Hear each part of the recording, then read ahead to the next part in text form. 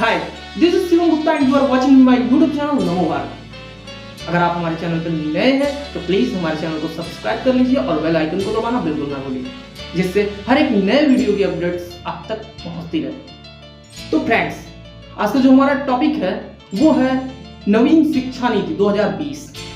कहते हैं कि कोई भी देश हो उसके विकास के लिए उसकी शिक्षा बहुत ही आवश्यक है। इसलिए कहा भी जाता है कि अगर किसी देश को बर्बाद करना है, नष्ट करना है, तो पहले वहां की शिक्षा व्यवस्था को नष्ट करना चाहिए। इसके आधार पर यह अंदाज लगाया जा सकता है कि शिक्षा किसी राष्ट्र के लिए कितना आवश्यक है। और कहते हैं कि परिवर्तन प्रकृति का नियम होता है। बस इसी नियम को मद्देनजर रखते हुए हमारी पुरानी शिक्षा नीति को बदला गया और नवीन शिक्षा नीति 2020 लागू किया गया। फ्रेंड्स, यहां समझने की बात यह है कि हमारी जो पुरानी शिक्षा नीति थी, ऐसी बात नहीं कि वो अनुपयोगी थी, उसका कोई उपयोग नहीं, वरन उसमें परिवर्तन की आवश्यकता है। क्योंकि आज के परिवेश के अनुसार, आज की जो परिस्थितियां हैं उनके अनुसार उनमें परिवर्तन किए जाने आवश्यक थे, उनका परिमार्जन आवश्यक था। इसी को मद्देनजर रखते हुए हमारी जो नवीन शिक्षा नीति है उसको लाई गई। हालांकि जो ग्रेजुएशन की पूर्व की शिक्षा थी उसके स्ट्रक्चर को पूरी तरह से बदल दिया गया। जो 10+2 की नीति थी उसको बदल के 5+3+3+4 का एक नया स्ट्रक्चर बनाया गया, जो कि बहुत ही आवश्यक था। क्योंकि आज का जो सबसे बड़ा प्रॉब्लम है, जो सबसे बड़ी समस्या है, अभी ज्वलंत मुद्दा है बेरोजगारी।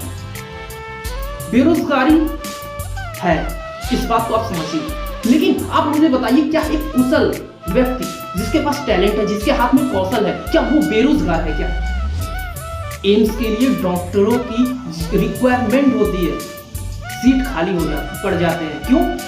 क्योंकि उसके एवं कोई डॉक्टर नहीं मिलता और उस देश में यह कहा जाता है कि हमारे वहां बेरोजगारी है।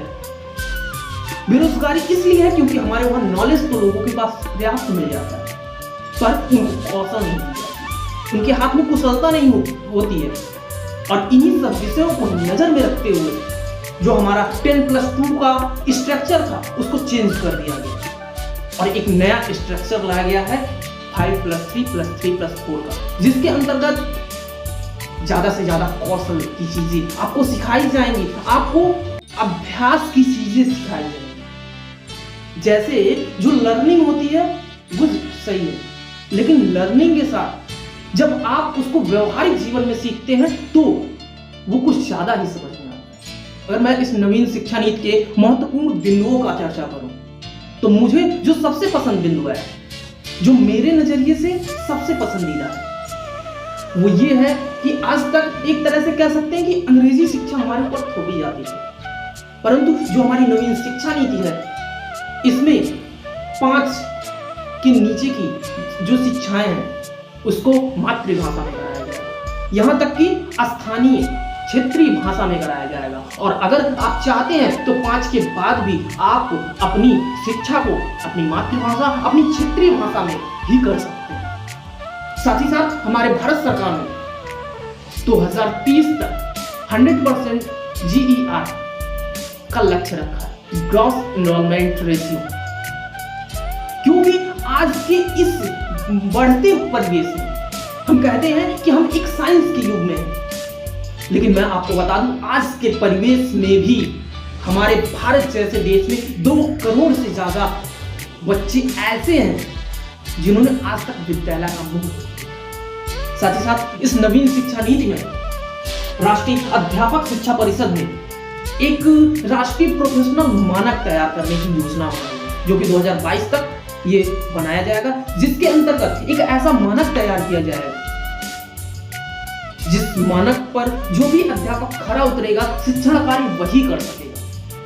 साथ ही साथ मानव संसाधन एवं विकास मंत्रालय ने बुनियादी शिक्षा और संख्यात्मक ज्ञान पर विशेष बल दिया, जिससे कि समाज के हर एक नागरिक को कम से कम संख्यात्मक ज्ञान प्राप्त हो, या यूं कह सकते हैं कि जो हमारे समाज के अंगूठा टेक लोग हैं उनके अंगूठे को सिग्नेचर में बदलने का एक प्रयास किया गया।